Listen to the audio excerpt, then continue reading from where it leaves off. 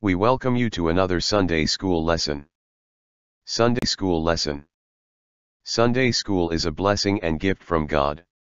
Although God is usually the object of men's murmuring, human leaders often receive the brunt of it. By murmuring against Moses and Aaron, the Israelites were rebelling against God. This week's lesson provides an example of the immaturity that is often expressed by some believers. Uncertainty about things in our lives can cause us to murmur against God, which is a sign of disobedience, which in itself grows from a lack of faith. This lesson will remind us that even in times of uncertainty, we must remain faithful to our God. After Israel's escape from Egypt, being led by God in a pillar of fire by night and a cloud by day, they soon came to the Red Sea, where they miraculously crossed it on dry ground while the waters returned to drown all the soldiers of Pharaoh.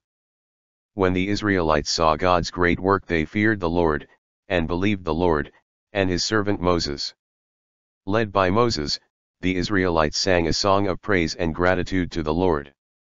However, this sign of gratitude and praise was soon replaced by grumbling, revealing how superficial the people's faith in God's love was. Things started to get difficult as the Israelites journeyed from the Red Sea into the wilderness of Shur on the Sinai Peninsula. They traveled for 3 days but were unsuccessful in finding water. When they reached Marah, they found water, but it was bitter, so they couldn't drink it. As a result, the people murmured against Moses about having no water to drink, and he cried out to the Lord, and once more God provided for his people by miraculously making the waters at Marah drinkable. They continued to journey down the western side of the Sinai Peninsula and came to a place called Elim, where they found 12 wells of water and 70 palm trees, and they set up camp there by the waters. Our lesson begins with chapter 16. Verse 1 says, "The whole Israelite community set out from Elim and came to the desert of Sin, which is between Elim and Sinai, on the 15th day of the second month after they had come out of Egypt." After replenishing their water from the 12 wells, they took their journey from Elim, and came to the wilderness of Sin, which is between Elim and Sinai. The wilderness of Sin contained very little vegetation, and water was also scarce. It was an environment of stone and sand, which made it a difficult place for travelers. But its barren surroundings made it the perfect place for God to test the faith of his people and also shape their character. The Israelites arrived in the wilderness of Sin at about 1 month after leaving Egypt. Verse 2 says, "In the desert the whole community grumbled against Moses and Aaron." When the Israelites arrived at the wilderness of Sin, the children of Israel grumbled or complained in anger against Moses and Aaron. Scripture indicates that murmuring is rebellion against God, and is also a refusal to believe. Verse 3 says, "The Israelites said to them, 'If only we had died by the Lord's hand in Egypt. There we sat around pots of meat and ate all the food we wanted, but you have brought us out into this desert to starve this entire assembly to death.'" Murmuring almost always leads to lies in an attempt to justify oneself. It appears that the Israelites had even convinced themselves that it was better for them to have died in Egypt as slaves, where they had plenty to eat, than dying in the wilderness of starvation. Their attitude was unbelievable when they have just seen God perform a miracle that allowed them to cross the Red Sea on dry land while Pharaoh's soldiers were destroyed. If that was not enough, God also turned the bitter waters of Marah into sweet water so that they could drink it. If God could do those things, could he not provide for them in the wilderness? They thought so little of their deliverance that they wished they had died in Egypt, by some of the plagues which God brought on the Egyptians. Verse 4 says, "Then the Lord said to Moses, 'I will rain down bread from heaven for you. The people are to go out each day and gather enough for that day. In this way I will test them and see whether they will follow my instructions.'" God's gracious nature was revealed in his response to the murmuring of the people when he said to Moses, "I will rain bread from heaven for you." The words rain bread speaks of a plentiful supply of bread. It's reassuring to know that even when we murmur against the Lord, he graciously meets our need, not because of our sin, but in spite of it. Then God gave instructions to his people to collect a sufficient day's supply of this bread that he provided, so the Israelites had no reason to fear starvation. God wanted to test his people to determine whether they will obey or not. In other words, questions about their faith and commitment to follow God's will would be answered through the Lord's testing of his people. Verse 5 says, "On the 6th day they are to prepare what they bring in, and that is to be twice as much as they gather on the other days."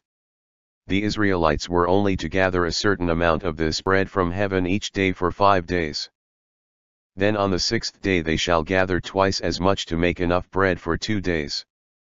If they followed God's instructions, God would double the amount of bread on the 6th day so they wouldn't have to gather any on the 7th day, especially since the Lord wouldn't send any bread on the 7th day. It would be a day of rest when the people were to cease from any work. The Sabbath day observance would not be given until God gave the law to Moses, but it is mentioned here most likely in anticipation of the coming of the law. Verse 6 says, "So Moses and Aaron said to all the Israelites, In the evening you will know that it was the Lord who brought you out of Egypt." The Israelites had earlier complained that Moses and Aaron were the ones who brought them out of Egypt. But here, Moses and Aaron said to all the children of Israel that the Lord hath brought them out of Egypt. Their murmuring had credited Moses and Aaron with their deliverance, but Moses quickly told them that at evening, God's provision would reveal that he was the one who brought them out of Egypt, not his servants Moses and Aaron.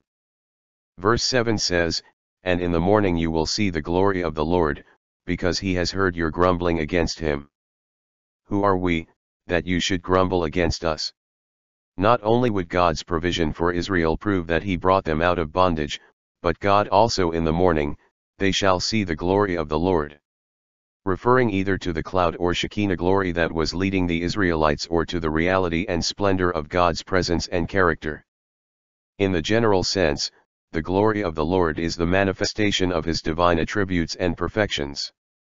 Moses told the people that God saw their murmurings as being against him, and asked the people a question, "And what are we, that ye murmur against us?" This question stressed how insignificant these two human agents, Moses and Aaron, were. They were simply God's representatives and their authority came from God. Verse 8 says, "Moses also said, You will know that it was the Lord when he gives you meat to eat in the evening and all the bread you want in the morning, because he has heard your grumbling against him." Who are we? You are not grumbling against us, but against the Lord. In verses 6 and 7, Moses told the people that that evening and the next morning God would do something to remind his people that he brought them out of Egypt, and also he would demonstrate his glory. Now Moses tells the people what God was going to do. The Lord would provide for his murmuring people even in the midst of the wilderness, thus revealing his glory. The meat refers to God's provision of quails, and the bread refers to the manna. This is amazing because God does what most of us would not do to someone who repeatedly murmured against us. How gracious is our God! And now Moses finally tells the Israelites who they were complaining against. Their murmurings were not against them but against the Lord. Verse 9 says, "Then Moses told Aaron, Say to the entire Israelite community, Come before the Lord, for he has heard your grumbling." In order to prepare the Israelites to see God's glory by providing for their needs, Moses called an assembly of the people. He commanded that Aaron call the people to assemble near the Lord. This most likely means that the people were to assemble where the cloud was standing above them. It's easy to imagine the fear that overcame God's people when Aaron also told them the reason for this assembly. It was because God heard their grumbling. Verse 10 says, "While Aaron was speaking to the whole Israelite community, they looked toward the desert, and there was the glory of the Lord appearing in the cloud." Upon receiving the command to gather before the Lord, they looked toward the desert, and, behold, the glory of the Lord appeared in the cloud. Of course, this was the cloud whereby God led the children of Israel in their wilderness wanderings. Evidently, the brightness of God's glory shone in an extraordinary way revealed his essential nature through bursting light coming from the cloud and therefore revealing his majesty. This sign served as a reminder to these rebellious murmurers of God's transcendent majesty. Verse 11 and 12 say, "The Lord said to Moses, I have heard the grumbling of the Israelites. Tell them, at twilight you will eat meat, and in the morning you will be filled with bread. Then you will know that I am the Lord your God." With the whole congregation of Israel standing in the presence of God, the Lord spoke to Moses, saying, "I have heard the grumbling of the children of Israel." It means that he took notice of their complaints. Then the Lord confirmed his decision to provide for them instead of chastising them, which they deserved. God showed them mercy when he didn't give them what they deserved, chastisement, and he showed his grace to them when he gave them what they didn't deserve, flesh and bread. When God provided them with quails and manna, the people gain a fresh awareness of who God is. The words "your God" infers that they belong to him and he belonged to them. Therefore, he would take care of them, even in their mess. Verse 13 says, "That evening quail came and covered the camp, and in the morning there was a layer of dew around the camp."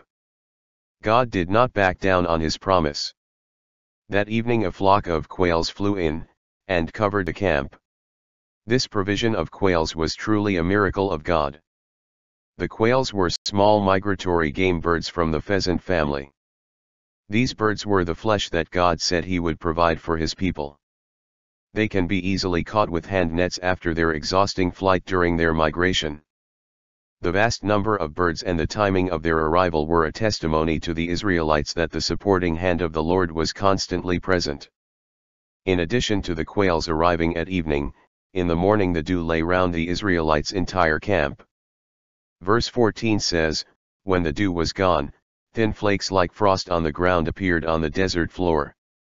In the morning, we are told that the dew that laid on the ground around Israel's camp evaporated. After the dew evaporated, there appeared on the ground fine thin white flakes like frost.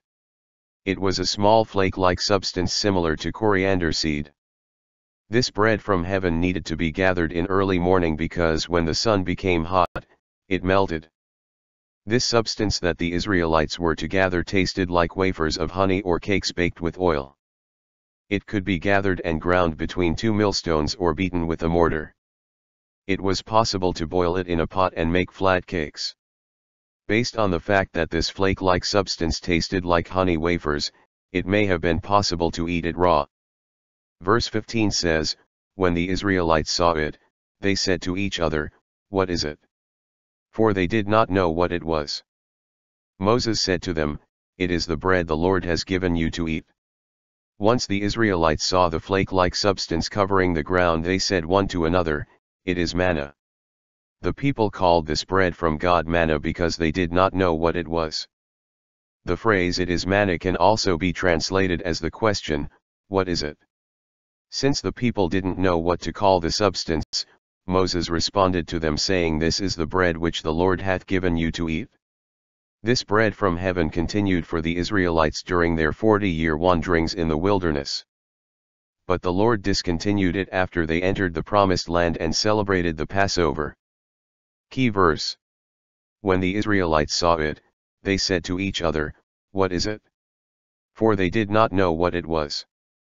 Moses said to them, "It is the bread the Lord has given you to eat." Exodus 16:15. The manna from heaven was God's provision. 1. It was supernatural. 2. It was special. 3. It was sufficient. So is the Bible that we have today. Thought to remember. In uncertain times, God certainly remembers his promises. When you see things falling apart in the world with things like violence and natural catastrophes, you can know that God never changes, and the promises made to his children are set and cannot be changed. God is and always will be the same, and there's comfort in knowing that, and even if we are faithless, he remains faithful, for he cannot deny himself. 2 Tim 2:13. Our lesson next week is entitled, Faithful During Uncertainty.